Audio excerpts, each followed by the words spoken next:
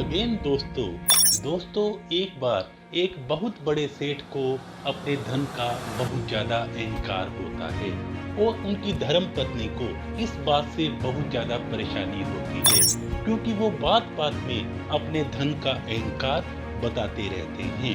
एक दिन उनकी धर्म पत्नी अपने पति को एक बहुत बड़े संत के पास लेके जाती है और संत को पहले से ही सारी बात बता देती है।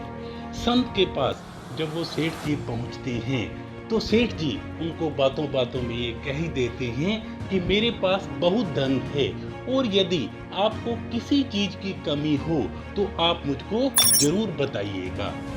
संत को ये बात अच्छे से समझ आ जाती है और संत ये कहते हैं सेठ को कि आप अगले दिन मेरे पास आइएगा और मैं आपको एक मंत्र दूंगा।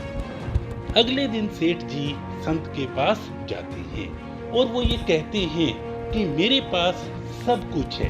संत ये कहते हैं मेरे पास सब कुछ है लेकिन मेरे पास एक चम्मच की कमी है, मुझे एक चम्मच चाहिए और वो जो चम्मच चाहिए वो भी मुझे मेरी मृत्यु के बाद चाहिए। और जब तुम ऊपर आओगे तो बस मेरे लिए एक चम्मच ले आना क्योंकि मैं जो कुछ भी खाता हूँ वो चम्मच से ही खाता हूँ। लेकिन जो सेठ है वो चकरा जाते हैं और वो ये कहते हैं कि मृत्यु के बाद चम्मच वो कैसे पॉसिबल होगा।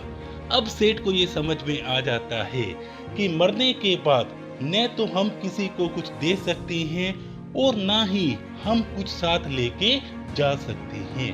और सेठ को जो अपने धन का बहुत ज्यादा अहंकार होता है, जो अभिमान होता है, वो चूर चूर हो जाता है और सेठ को अपनी गलती का एहसास हो जाता है।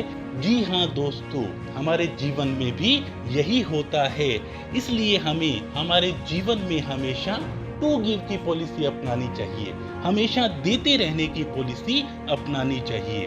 दोस्तों गिव में 4 वर्ड हैं। पहले जी का मतलब है ग्रेटफुल। ग्रेटफुल का मतलब है दोस्तों आभार, कि आप आभारी रहिए कि आपको ईश्वर ने इतना कुछ दिया है और आपके पास जो बहुत कुछ है उसके लिए आप आभार प्रकट कीजिए। आई का मतलब है दोस्तों इनर।